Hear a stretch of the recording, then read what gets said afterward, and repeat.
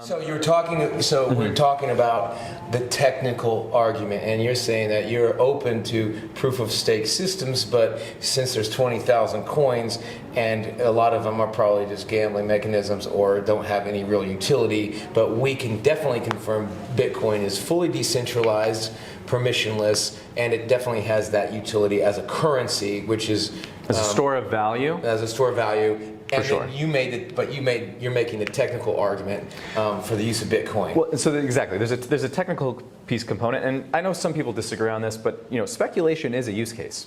As you said, like some coins are for gambling or for speculating on price.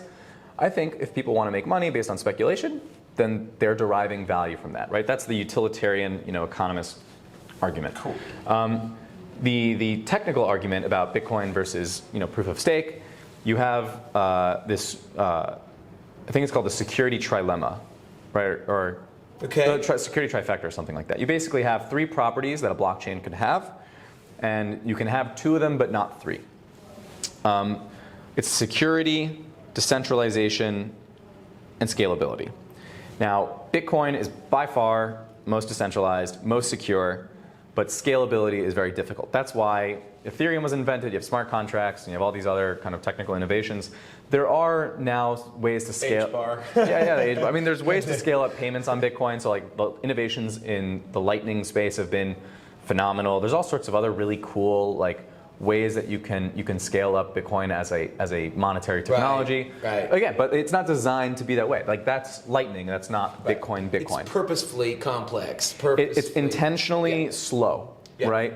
It's intentionally slow, which also has its downsides. Recently, somebody's saying but what you're telling me is that let's say down the line we as a society decide, or we figure out that actually it could be better in X way, and we won't be able to change it, right? You can't really change Bitcoin.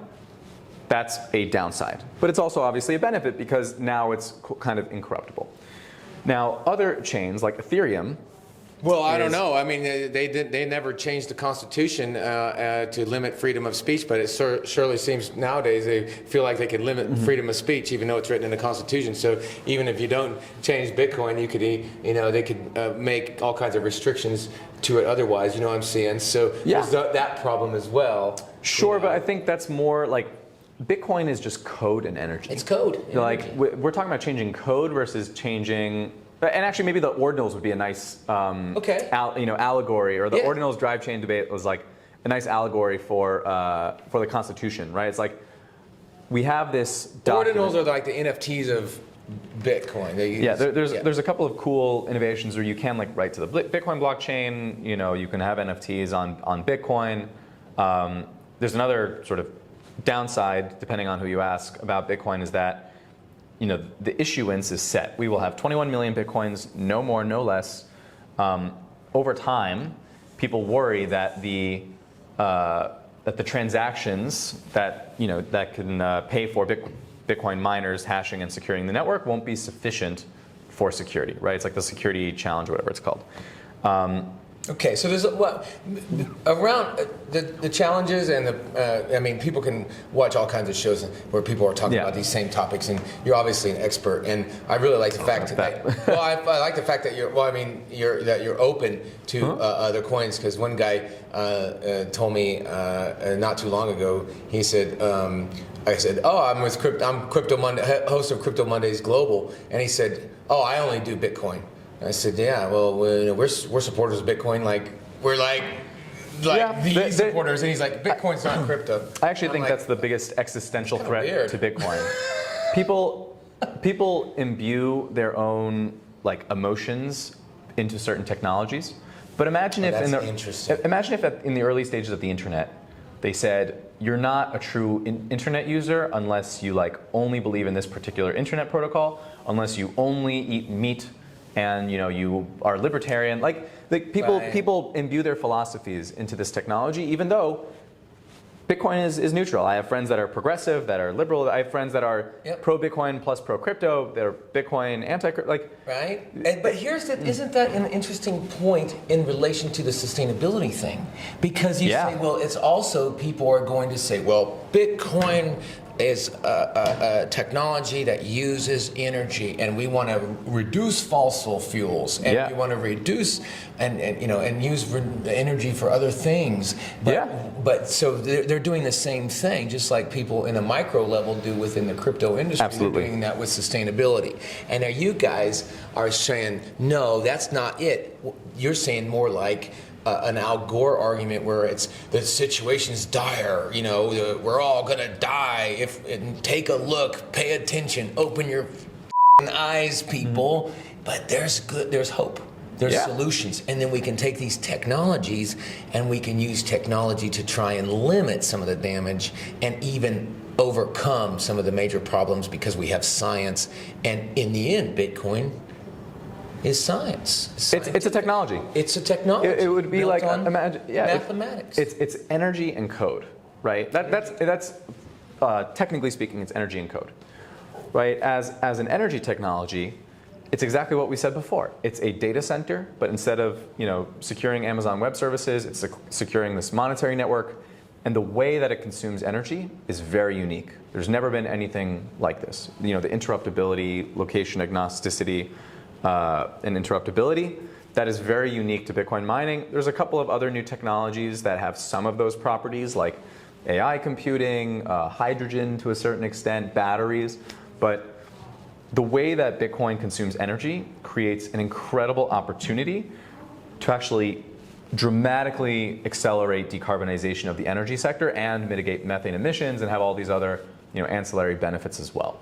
So for me, as somebody who comes from the energy space, right, I'm like, there's a lot of Bitcoin people working in energy. I am an energy climate guy. I'm a bleeding heart climate activist, whatever, working in Bitcoin. Bleeding heart liberal? Bleeding heart. I'm a bleeding. Yeah, I'm a bleeding heart. No, I listen. I own up to it.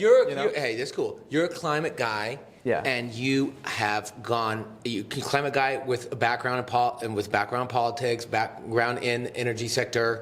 A player in that industry, an important guy. And wow, notice this. He's gone over into Bitcoin. He's gone crypto. Maybe you should wear the sunglasses for a minute, bro. But let's just shift focus a little bit onto your background and how you came to not just Bitcoin, but tell us how you got into climate change. And there's a lot of young people also in crypto and blockchain that watch my show and are interested in this. And you became passionate about this early on. Was it because of your politics, or because what you see, or because you grew up in some farm somewhere? Or tell us about your background, Elliot. But before you, so I'm born and bred New Yorker. Okay, so you're not from a farm. I'm not from a farm. I'm very much not from a farm. I lived in the Bronx until I was a little kid, then moved to Westchester, New York. So, not really, not really farm country. But always really was passionate about the environment. I grew up watching Steve Irwin and Jane Goodall and David Attenborough, like really sort of leaders in the environmental space. Always passionate about nature. So I would say I've been an environmentalist my whole life. After high school, I spent some time in the military, came back, did school. Interestingly, I was originally studying astrophysics and cosmology. At Hunter College. At Hunter College. All right. So shout out Hunter College. Shout out Hunter College and shout out Crypto Mondays New York City. Woo! And all of the Crypto Mondays around New York City. Yeah. We love you all. And so originally I wanted to go to space. I wanted to be an astronaut or work at NASA. I was really interested. That's how you got into Bitcoin. So, the moon.